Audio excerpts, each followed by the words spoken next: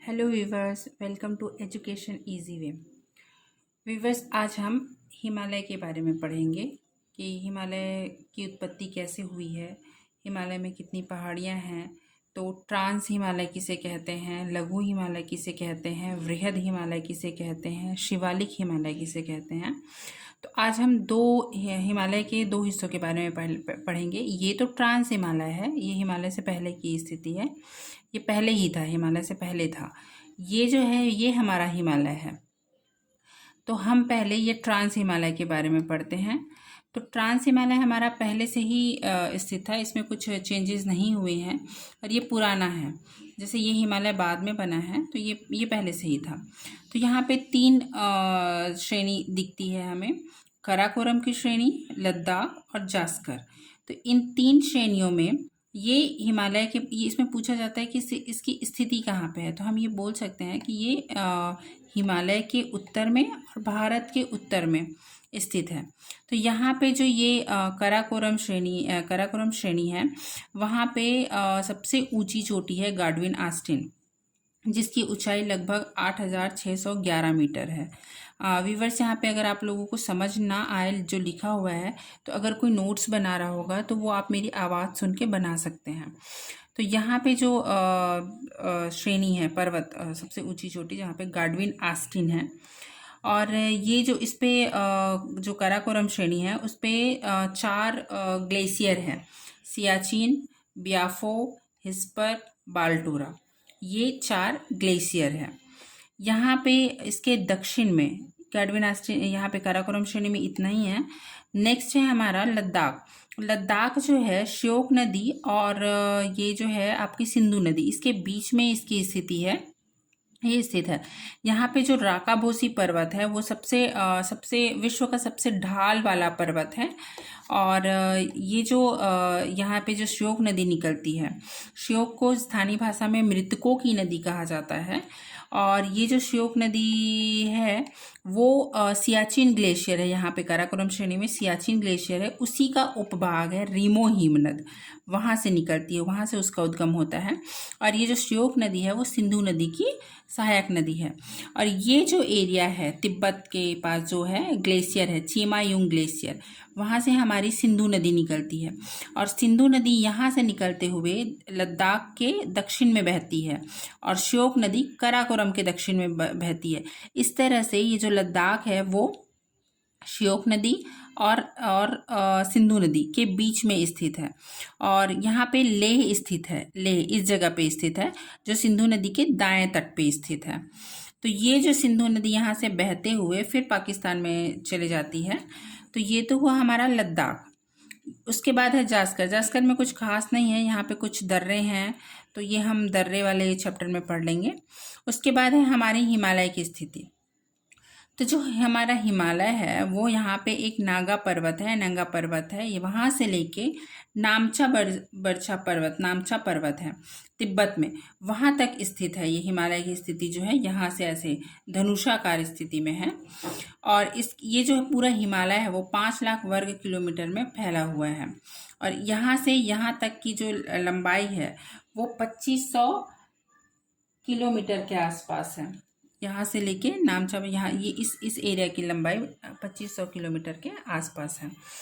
तो इस जो पर्वत श्रेणी, ये जो हिमालय है उसमें अलग अलग चोटियाँ हैं, बहुत सारी अलग अलग जगहों पर। तो ये जब हिमालय पर्वत जब इस साइड मुड़ती है, अपने पूर्व के पश्चिम के साइड जब मुड़ती है, तो यहाँ पे अफगानिस्तान में इसे हिंदू कुश पर्वत कहा जाता है, हिंदू कुश पर्वत, और पाकिस्तान में इसे सुलेमान पर्वत कहा जाता है। इसी तरह ये हिमालय जो है आगे चल के इस तरह इस एरिया में पश्चिम की दक्षिण की तरफ मुड़ती है, दोनों साइड ये दक्षिण की तरफ मुड़ती है। तो पूर्व में जब ये इस साइड दक्षिण की तरफ मुड़ती है, तो ये एरिया है, ये बड़ा वाला जो हिस्सा दिख रहा है वो उसे अराकान योमा कहते हैं, ये म्यांमार में स्थित है और ये भी हिमालय का ही हिस्सा है। और यहाँ पे हिमालय की छोटी छोटी पर्वत श्रेणी हमें दिखाई देती है जो अलग अलग जगहों पे अलग अलग है। जैसे यहाँ पे अरुणाचल प्रदेश में पटकोई बुम, ये भी हिमालय का ही हिस्सा है। यहाँ पे नागालैंड में नागा पहाड़ी है, वो भी हिमालय का ही हिस्सा है। मणिपुर में मणिपुर पर्वत है, जिसे हम लामाटोला भी कहते हैं, वो मणिपुर में स्थित है। और यहाँ पे मिजोरम में मीजो पहाड़ी स्थित है। तो ये सारी हिमालय की ही स्थिति है। अब देखते हैं ये अलग अलग चोटियाँ, ये तो हो गया नागा पर्वत, लेकिन उत्तराखंड में, फिर नेपाल में, तिब्बत में, सिक्किम में ये पर्वत अलग अलग जगह पे अलग अलग पर्वत है। जैसे जैसे हमारा उत्तराखंड में है बदरपूछ है, और आपका नंदा देवी पर्वत है, अन्नपूर्णा है, और धौलागिरी है। देन उसके बाद यहाँ पे एवरेस्ट, इसमें क्या बोलते हैं, नेपाल में आपका मसालू पर्वत श्रेणी है, एवरेस्ट है, मकालू है, और यहाँ पे आपका सिक्किम में कंचनजंगा है।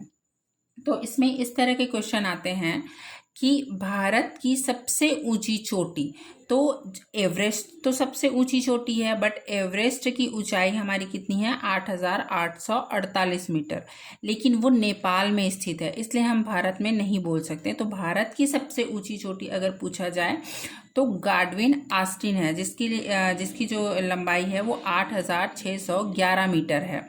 लेकिन अगर इसी में ये पूछा जाए कि हिमालय की सबसे ऊंची चोटी, तो हिमालय की सबसे ऊंची चोटी हमारी एवरेस्ट है, क्योंकि एवरेस्ट नेपाल में ज़रूर है बट हिमालय में स्थित है। बट अगर ये पूछा जाए कि भारत में जो स्थित है हिमालय, उसकी सबसे ऊंची चोटी, तो वो कंचनजंगा है, जिसकी लंबाई 8,598 मीटर है, और कंचनजंगा हमारा सिक्किम में स्थित है। ये तो हमारा हो गया ट्रांस हिमालय और हिमालय। लेकिन दो जो वैज्ञानिक हैं उन्होंने हिमालय की उत्पत्ति के बारे में बताया है, तो मैं उसके बारे में भी बता देती हूँ। एक वैज्ञानिक है फोबर, वो भी भूवैज्ञानिक है।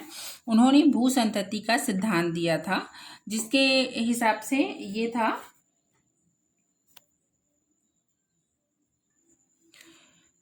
हिमालय की उत्पत्ति के बारे में दो जो भूवैज्ञानिक थे, फोबर और हैरी हैंस, उन्होंने अलग अलग अपना सिद्धांत दिया हुआ था। फोबर ने भू संतति का सिद्धांत दिया था। उन्होंने भी दो लैंड के बारे में बताया था, जैसे ये अंगारा लैंड है, अंगारा लैंड, और यहाँ पे इसके नीचे गोंडवाना लैंड, उन्होंने बताया था कि गोंडवाना लैंड। तो अब क्या हुआ, यहाँ और यहाँ से बहने वाली नदियाँ यहाँ पे अपना निक्षेप जो है बहाने लगी। अब क्या हुआ कि जब निक्षेप पहले जब बढ़ाया तो इसका आयतन बढ़ने लगा, आयतन बढ़ने के बाद ये नदियाँ और अपना निक्षेप यहाँ पे डालती गई। अब जैसे जैसे डालती गई तो इसमें सिकुड़न होते गया, सिकुड़न होने से ये जो एरिया है ये ऊपर उठने लगा और ये हिमालय का रूप ले लिया। तो जब नदियाँ यहाँ पे अपना अवक्षेप डालने लगी, निक्षेप अपना डालने लगी, तो ये जो एरिया है वो सिकुड़न होने लगा और सिकुड़न होके ऊपर उठ गया। इस तरह से यहाँ पे उन्होंने कहा था, फोबर ने कहा था कि हिमालय की उत्पत्ति हुई है। जैसे हम किसी बर्तन में ही कुछ चीज़ डालते हैं तो वो पहले उस बर्तन का जितना स्पेस है वो स्पेस लेता है, फिर डालते डालते डालते डालते वो ऊपर उठने लगता है। उसी तरीके से ये एरिया था, उसमें जब निक्षेप जब आने लगा तो ये पहले तो इसका आयतन बढ़ा, आयतन बढ़ने के बाद ये अपना निक्षेप और डालते गए, फिर धीरे धीरे धीरे धीरे इसमें सिकुड़न होते गए और सिकुड़न होकर ये ऊपर उठ गया। तो ऐसे यहाँ पे हिमालय का निर्माण हुआ है। उसी तरह एक वैज्ञानिक थे हैरी हैंस, उन्होंने प्लेट टेक्टोनिक की थ्योरी दी थी। अब होता क्या है कि जैसे हमारा अर्थ है, तो अर्थ के 200 किलोमीटर के अंतर्गत यहाँ पे उन्होंने कहा था कि अलग अलग प्लेटें हैं, अलग अलग प्लेटें हैं, जिसमें अफ्रीकन प्लेट, एशियन प्लेट, दक्षिणी अमेरिका प्लेट, उत्तरी America plate, Arctic plate, Eurasian plate, Indian plate, इस तरह की प्लेटें हैं यहाँ पे। तो उनका ये कहना था कि ये प्लेटें घूम रही हैं, तो ये जब घूमते घूमते एक दूसरे से टकराती है तो वही प्लेट टेक्टोनिक थ्योरी है जो हैरी हैंस ने दिया था। उन्होंने कहा था कि गोंडवाना लैंड जिसे इंडियन प्लेट है वो बहते बहते उत्तर की ओर बहने लगी, और यहाँ पे पहले से ही यूरेशियन प्लेट था, वही गोंडवाना लैंड और अंगारा लैंड। तो ये यूरेशियन प्लेट था और ये आपका इंडियन प्लेट था। तो जब ये दोनों प्लेट टकराई तो इसके बीच में यहाँ पे टेथिस सागर था। तो टेथिस सागर पे वलय पड़ने लगा, जब ये दोनों लैंड जब दोनों प्लेटें टकराई तो इस पे वलय पड़ने लगा और ये मोड़दार वलित होके हिमालय का यहाँ पे निर्माण हुआ है। ऐसा हैरी हैंस ने अपने प्लेट टेक्टोनिक थ्योरी में बताया है। तो ये तो हो गया हमारा हिमालय का निर्माण। यहाँ पे हिमालय में हमने ट्रांस हिमालय के बारे में पढ़ा, फिर हमने वृहत हिमालय के बारे में पढ़ा, जिसे महान हिमालय भी कहा जाता है। अब इसके बाद हम पढ़ेंगे लघु हिमालय और शिवालिक हिमालय। Thank you.